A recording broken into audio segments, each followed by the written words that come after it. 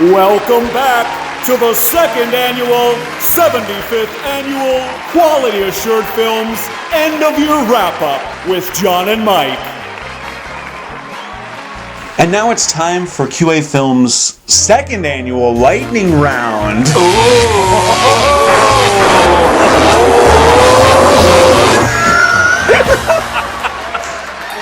What we're going to be doing here is talking about a shit ton of films in a very small amount of time. We don't know how much time that is. The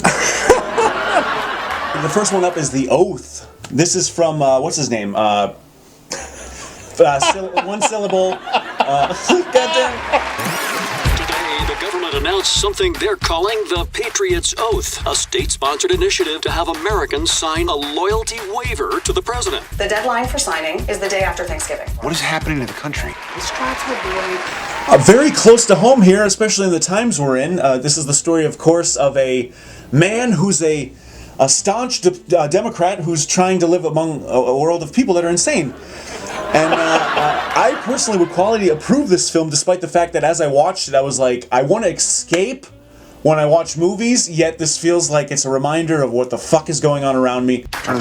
What did he do? He lit a copy of The Oath on fire. And where are you getting this information from? At Fat Ass Patriot. Okay, he's a good source at Fat Ass Patriot. He's verified. He's a verified fucking idiot. It was funny enough, it was dark enough, and I loved his writing. I look forward to more work from him in the future, so I would approve The Oath. Fuck you, Pat. Fuck you. Fuck you. Fuck you. Fuck you. Fuck you. Seriously, hold on, seriously. No politics. Mom, this isn't political. I just want to say real quick. Seriously, Pat? Fuck you. Quality approved.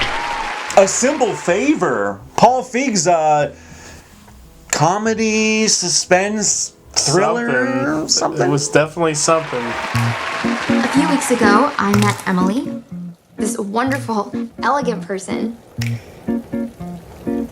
Our sons brought us together, actually. Come here, little dude. Can me and Miles have a play date today? You drink? Does your kid drink? Maybe? I mean, it's never too early to start teaching. I think you're joking, but great. I really did enjoy Blake Lively's performance. It was kind of reminiscent of her husband, Ryan Reynolds, as Deadpool, where she's like very vicious and very, like, you know, saying shit that you're like, whoa, and acting, of course, like the polar opposite of Anna Kendrick's character. You don't let me have any fun. That's not true. I'd let you tear my labia as you exited my body. So you're welcome. I think the real problem from an amateur YouTube movie critic was there was inept filmmaking here. And that the decisions that were made in the music choices and the way the movie is shot and the editing do not line up with the tone that they're going for. Yes. She is an enigma, my wife. You can get close to her, you can never quite reach her. She's like a beautiful ghost. What I did like the most was her Anna Kendrick's development as a character. Like, she starts off being like, you know, very like, oh, I don't want to cry, I don't want to stir anything up, and let me just, you know, appease everyone around me. And then of course Blake Lively's like, oh, don't fucking apologize. Sorry. Don't say you're sorry. You don't need to do that. You don't need to apologize. It's a fucked up female habit. You don't need to be sorry for anything ever. That's true. That's great advice. Thank you. As the movie progresses, she starts to like take these little tips into her own life, and it kind of helps her along her way. I didn't feel like these were real people for some of these reasons. They're made out to be cartoon characters. Does Nikki have any dietary restrictions? Yeah. Just don't feed him shit he doesn't like. Thanks. Don't be. Okay. Oh my gosh, she's so funny. So what would you say? Would you quality approve A Simple Favor or quality deny? I would deny A Simple Favor. I will actually approve it because it did have enough for me. I loved Blake Lively's performance. And even Anna Kendrick, I know at first, very annoying with like the whole, very chipper all the time. But she grew on me.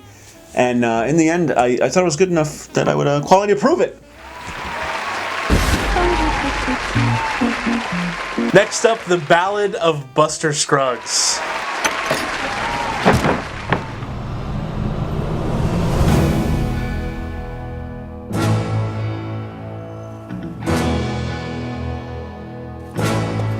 Well, folks, things have a way of escalating out here in the West.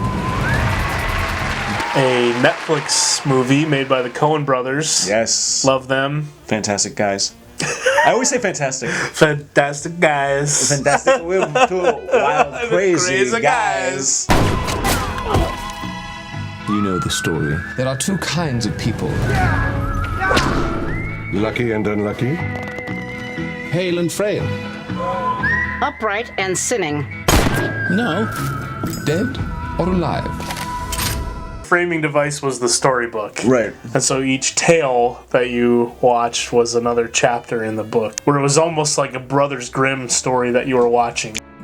So it was a series of vignettes about life in the Wild West with a sort of underlying supernatural element in some of the stories. Yeah. What is your business? Well, I like to say that we're harvesters of souls. Essentially, every vignette was about how much it fucking sucked to live in the Wild West.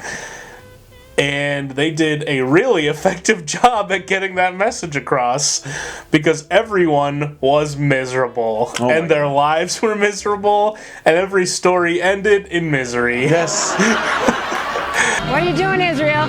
Walking backwards. Don't do that. But you get a lot of personal time with top of their game character actors in each story. And I think that was what I appreciated most about it. My problem is, I've never really been a huge fan of Western films. I mean, I know that they're great. To me, Western movies are kind of like the country music of movies. Like, there's a fan base for them, just not this guy. I've been waiting to say that joke all goddamn time. Wow. I feel personally attacked by that comment.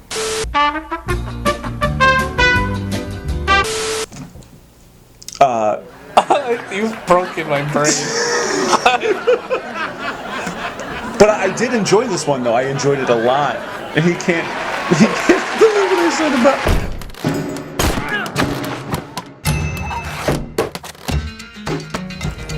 The one main criticism that I have is, I'm not saying this isn't accurate, but I think if you're gonna make a movie much like the Westworld, the TV show, I think you're kind of obligated to show the American Indian or Native American indigenous person point of view. And they didn't do that, and every story was about some white guy.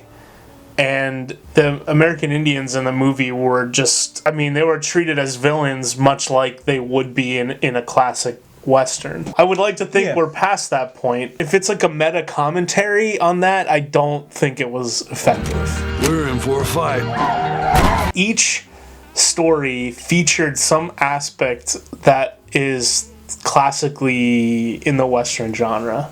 Oh, okay. So if you liked this, then I might actually like. Yeah, I think this might be the gateway drug to watching some Westerns for you. I'm open to it now. I'd appreciate it if you'd deposit your weapon in the receptacle by the swinging doors.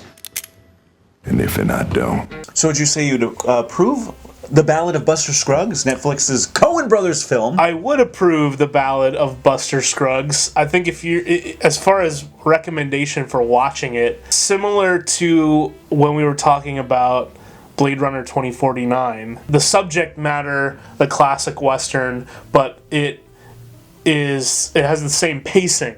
I think you have to know that going in. I guess that is the advantage to being on Netflix, as you can pause and fast forward and rewind and come back to it. Yeah, best not to play it too fancy.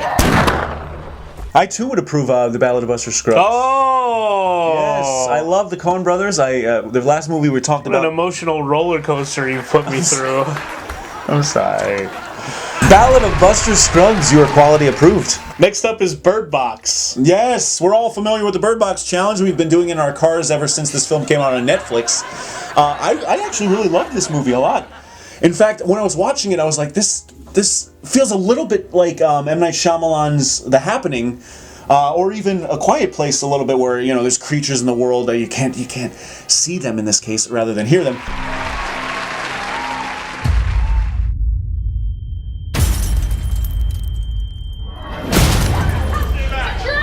Something's happened. Can you just please drive? Did you see something? Come inside! I love the fact that they don't actually show you the creatures in the film, and that kind of goes to the point of if you see them, you fucking go insane and kill yourself. So why show it to the audience? What's going on? People describe seeing an entity that takes on the form of your worst fears. Oh my God. What are you looking at? What did you see? What is wrong with you? Please stop it! I would approve the Bird Box. The Bird Box. Moving on. Next up is Revenge. Oh my god. This film came out of nowhere for me. I don't even know if it's French or what, but it's the story, again, of, it's like one of those movies where the girl is like treated I don't like... know if it's French or what.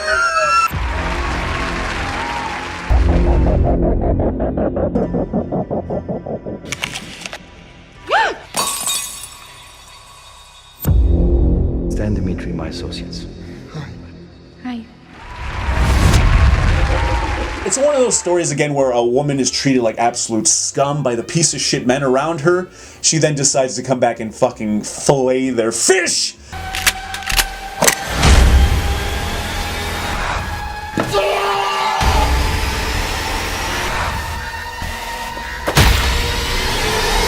And this movie was fucking vulgar, it was fucking bloody, it was great. I highly recommend it. Check it out. Revenge. Quality approved. Women always have to put up a fight.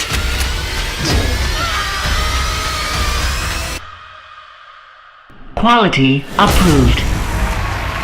The girls are back in town, that's right. Ocean's 8. Or they weren't in town yet to begin with, for them to be back. We would like to present you all with a hypothetical situation. How hypothetical? Not very, unless we screw up. What'd you think? I liked it. I enjoyed it too myself. When this first was announced, I was like, oh, that's cool. I guess it's a sequel, right, to the...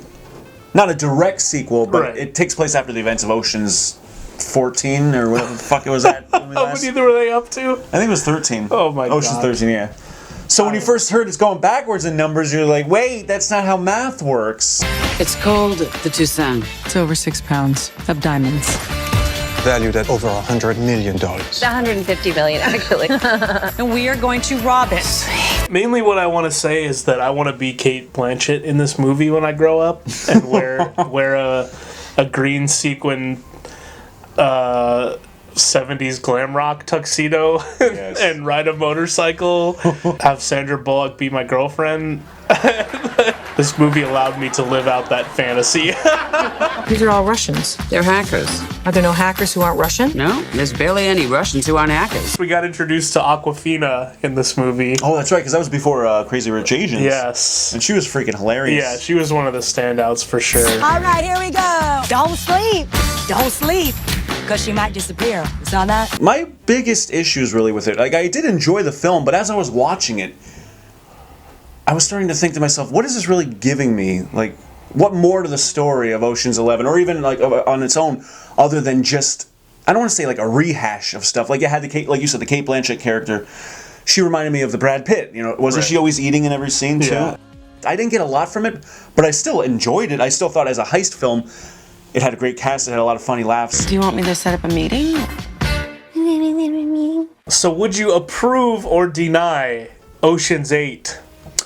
I will approve Ocean's 8. It had enough in it for me to be enjoyable, and I laughed a ton of times. And again, I like the characters. Didn't do much more for the whole universe of the Oceans, but whatever, it's all right. And I look forward to hopefully some, maybe like a crossover in the future where it's I really Ocean's wanted 78. Yeah. Fucking the whole auditorium of people go. They're pulling the job over on themselves. Oh! I love it. I would approve Ocean's 8. Quality approved. What's the name of that place with all the shit on those walls?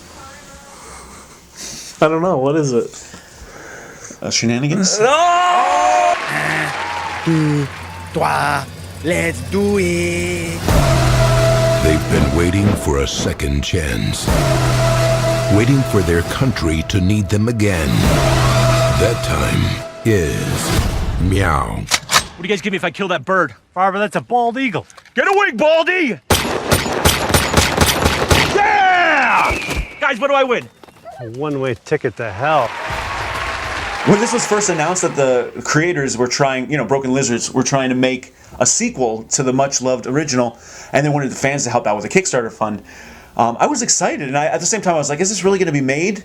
And it sure was made. Personally, I'd rather fuck a moose.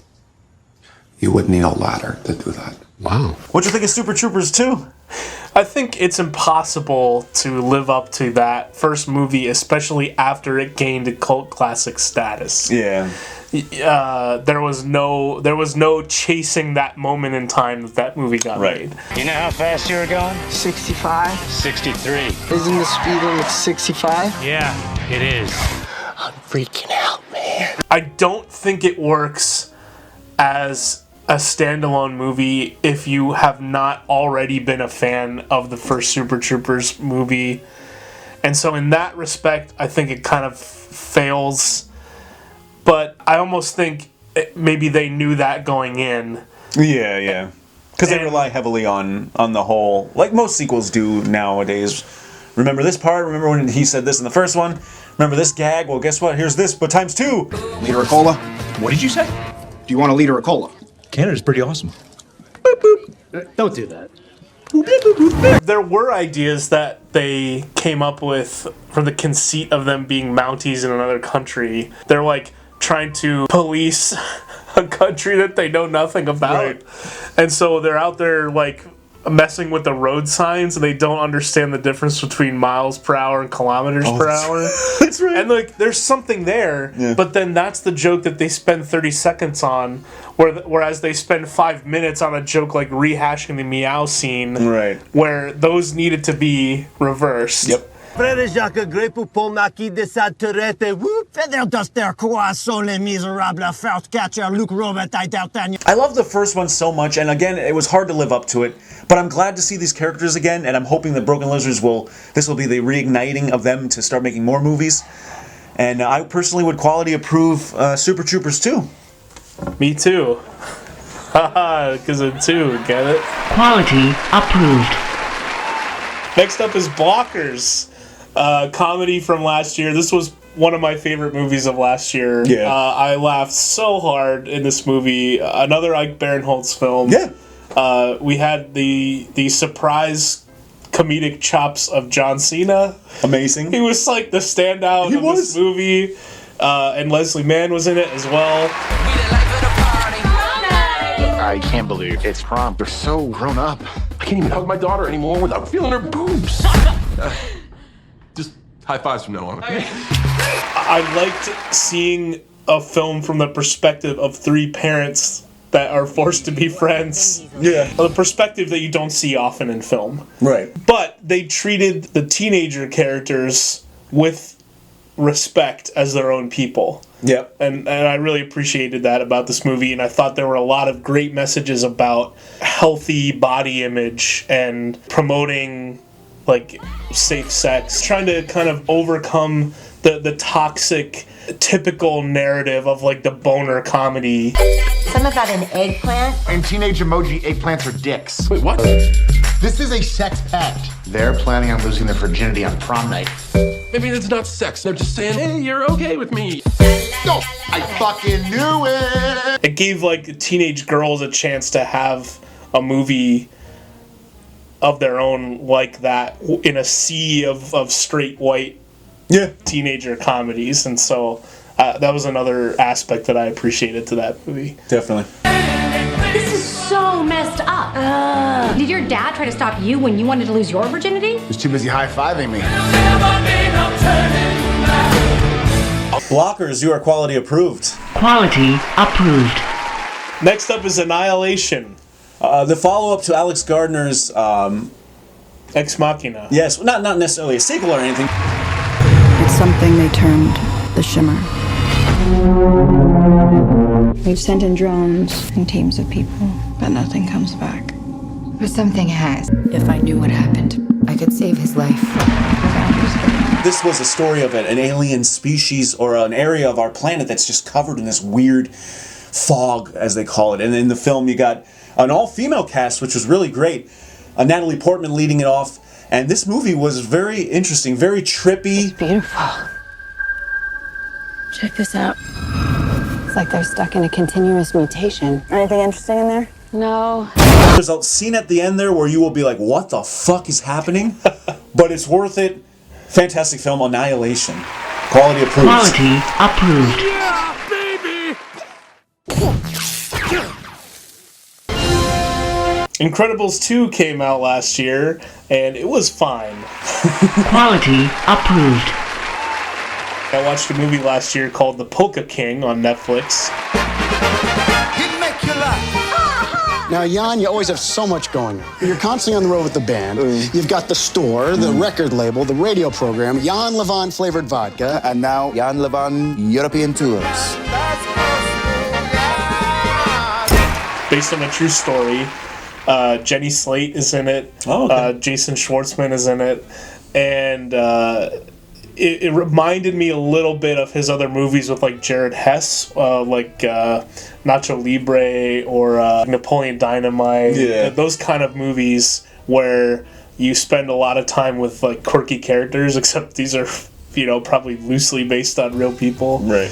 Your invest helped build all my business. You cannot go wrong with this man. He never stops. We went in. We all get rich. I heard that people are investing money with you. Yes, come see me at the show! This guy pulled a scam going around and selling merchandise and fake shares in a company he was doing polka concerts. Oh my God. And this was like, unfortunately, a fellow Pennsylvanian. Okay.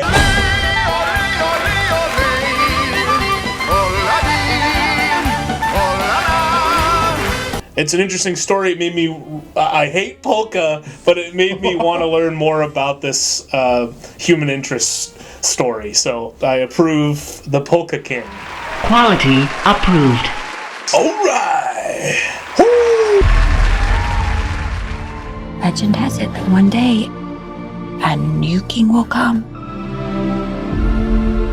who will use the power of the trident to put Atlantis back together again. Aquaman, the fucking DC's last attempt of 2018 to try to redeem themselves. Which is really upsetting because this made more money than any other DC movie, including Wonder Woman. No. Yes. Come on. Wonder Woman was the best. I know. Oh. I already know how to swim. Not even close. You have to forget all the teaching of the surface world. Go deeper. Uncover your Atlantean instincts. Listen, it was fine. It was alright. It was okay. It was better than Batman vs. Superman. I mean, that's definitely true. Better than Justice League. Yeah, exactly. It was so weird because all the live action scenes were so fucking boring. Yeah. Amber Heard and Jason Momoa have zero chemistry together. Your fish ship has been marinating in chum butter. I'm gonna come out smelling like swamp butt. That'd be an improvement.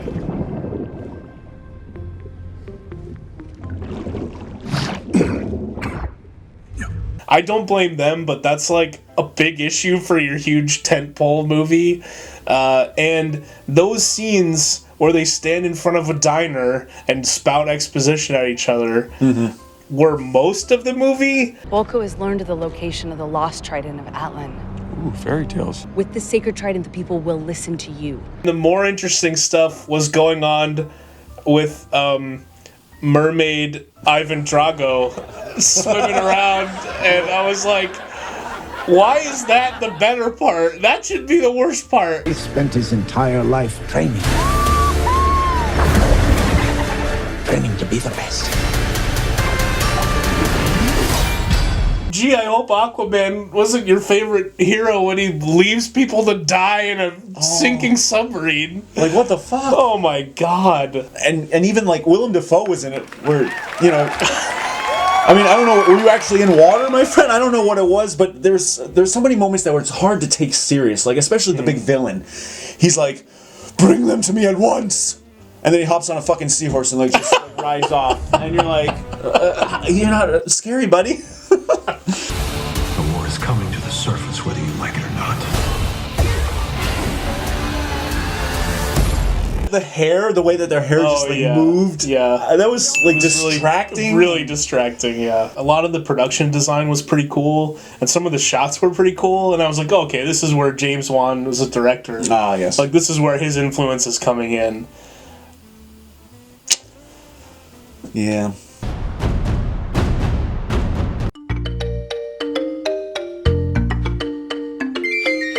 There were a couple laugh out loud moments for me, specifically when he's a young Aquaman training with Willem Dafoe. It was very reminiscent of fucking Twilight with Jacob. Like, you just got like a young Aquaman, he has fucking the most bluest eyes in the world, and he's like, what am I supposed to do? Are you saying they executed her?